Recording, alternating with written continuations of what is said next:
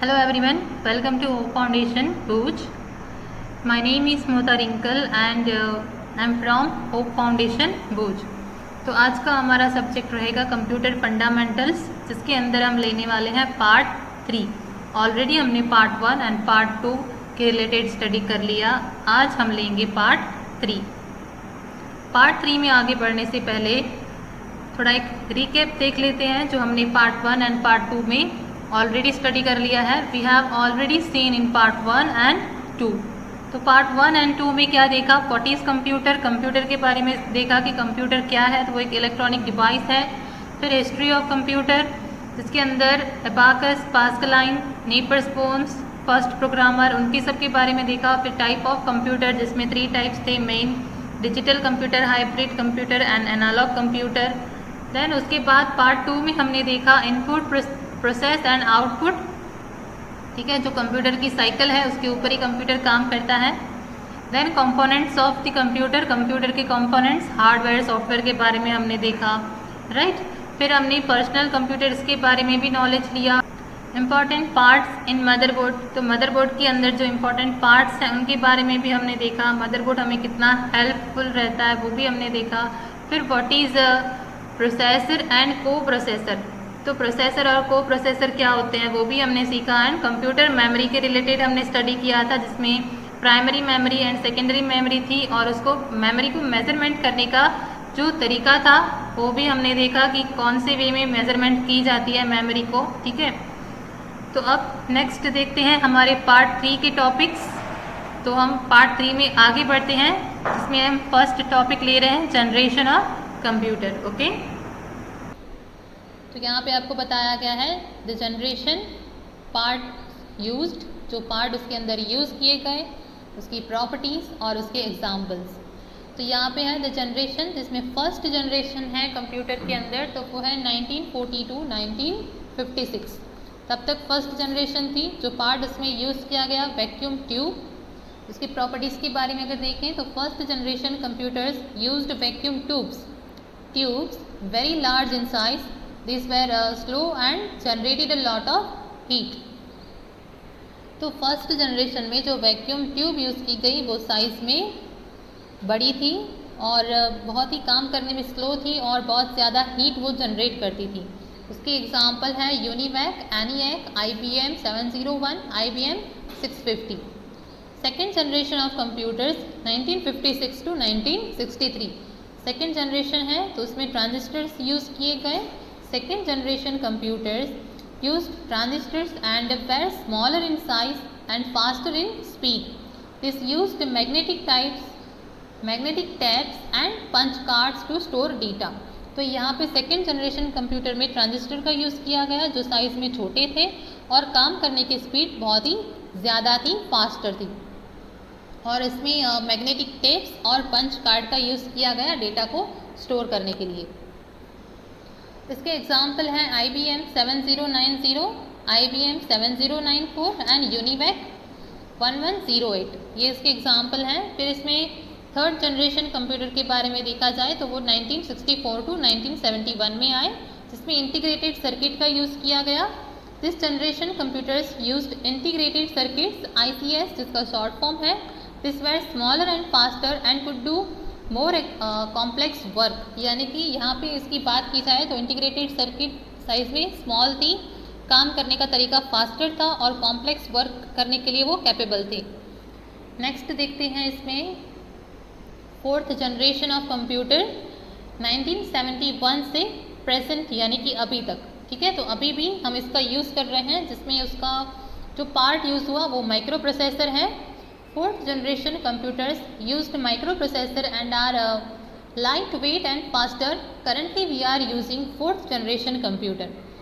यानी कि fourth generation computer में माइक्रो प्रोसेसर का यूज़ हुआ, जो लाइट वेट थे और काम करने में फास्टर थे, और करंटली हम अभी भी उसका यूज़ कर रहे हैं। These are personal computers which is called PCs like IBM systems and HP 3000।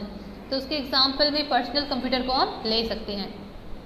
Fifth generation computers present and beyond. Fifth generation computer वो अभी भी हैं और आगे भी रहेंगे। ठीक है, उसमें जो पार्ट यूज़ हुआ वो था artificial intelligence. This are still in the development stage. This will take discussion based on a stored data. तो इसके बारे में अगर बात करें तो वो अभी भी डेवलपमेंट स्टेज के ऊपर है. उसमें अभी भी बहुत सारे डेवलपमेंट्स चेंजेस हो रहे हैं. ठीक है. और यहाँ पे ये डिस्कशन कैसे लेता है, उसके अंदर जो डेटा स्टोर रहता है उसके बेस पे ये डिस्कशन लेता है. इसके एग्जाम्पल है रोबोटिक्स एंड सिम्युलेटर्स. तो इसके एग्जाम्पल में रोबोटिक का है और एक तो सिम्युलेटर है. ठीक है. तो जो रोबोट्स वगैरह होते हैं उसके अंदर ये आर्टिफिशियल इंटेलिजेंस लगाई जाती है जो 5th जनरेशन का कंप्यूटर है. ओके. नेक्स्ट है, इसमें जनरेशन ऑफ कंप्यूटर के बारे में हमने पढ़ा. अब उसका हम पिक्चर के थ्रू देखते हैं. ये 1st जनरेशन के कंप्यूटर थे जो कुछ इस तरह से दिखते थे, बड़े बड़े. इसके अंदर वैक्यूम ट्यूब यूज़ किया गया. 2nd जनरेशन के कंप्यूटर इस तरह से दिखते थे जिसके अंदर ट्रांजिस्टर यूज़ किया गया. 3rd जनरेशन कंप्यूटर में इंटीग्रेटेड सर्किट्स. 4th जनरेशन के कंप्यूटर के अंदर माइक्रो प्रोसेसर और 5th जनरेशन कंप्यूटर के अंदर ये यूज़ किया गया. ठीक है.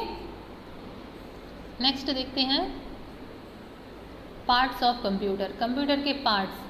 तो यहाँ पे डेस्कटॉप कंप्यूटर है, लैपटॉप कंप्यूटर है जिसके अंदर मदरबोर्ड यूज़ किया जाता है, एक प्रोसेसर रहता है, फिर रैम और हार्ड डिस्क एक्सटर्नल और कीबोर्ड, पावर सप्लायर. तो ऐसे सारे पार्ट्स कंप्यूटर में यूज़ किए जाते हैं.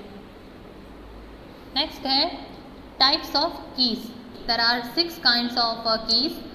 तो जो हम कंप्यूटर के अंदर कीबोर्ड यूज़ करते हैं उसमें इस तरह की कीज़ यूज़ की जाती हैं जिसमें अल्फ़ाबेटिकल कीज़ जिसके अंदर A to Z लेटर्स होते हैं, न्यूमेरिक कीज़ जिसके अंदर 0 to 9 नंबर्स होते हैं, फंक्शन कीज़ जो हमारे कीबोर्ड के ऊपर लिखा होता है ना F1, F2, F3 जो F12 तक है उसको हम फंक्शन की बोलते हैं. लॉजिकल कीज़ जिसके अंदर ऐसे लॉजिकल सिम्बॉल्स का यूज़ किया जाता है. फिर है अरिथमेटिक कीज़ जिसके अंदर इस तरीके के सिम्बॉल का यूज़ किया जाता है. और उसके बाद है स्पेशल कीज़ जिसमें control, alt, delete, shift, page down, page up, insert, home end post, scroll, lock etcetera. तो ऐसे सारे जो कीज़ हैं उनको हम स्पेशल कीज़ बोलते हैं. ओके. अब हम देखते हैं इनपुट एंड आउटपुट. तो ये इनपुट एंड आउटपुट डिवाइसेस जो हैं उनके बारे में आगे भी हमने पढ़ा कि इनपुट डिवाइस हमारा क्यों यूज़ होता है हमारे कंप्यूटर के अंदर. तो इंस्ट्रक्शंस, कमांड्स वगैरह डालने के लिए, और आउटपुट डिवाइसेस की मदद से हमें आउटपुट मिलता है. तो इनपुट डिवाइसेस में आता है वेब कैमरा, स्कैनर, फिर ऑप्टिकल पेन, जॉयस्टिक, कीबोर्ड्स. तो ये ऐसे सारे जो हैं बारकोड रीडर्स. तो ये इनपुट डिवाइसेस हैं. आउटपुट डिवाइस में अगर हम देखें तो स्क्रीन है, प्रिंटर्स हैं, प्लॉटर्स हैं, फिर ऐसे अलग अलग प्रिंटर्स और स्पीकर्स. ठीक है. हेडफोन्स. तो ऐसे ये सारे जो डिवाइसेस हैं वो आउटपुट में आते हैं. तो यहाँ पे इनपुट और आउटपुट बोथ डिवाइसेस जो हैं वो हैं कैमरा और pen drive, modem, CD, DVD, touch screen. ठीक है. तो ये बोथ हैं, इनपुट भी और आउटपुट भी. नेक्स्ट अब आगे देखते हैं What is an operating system? An operating system or OS is software that communicates with the hardware and allows the other programs to run. Every desktop computer, tablet and smartphone includes an operating system that provides basic functionality for the device.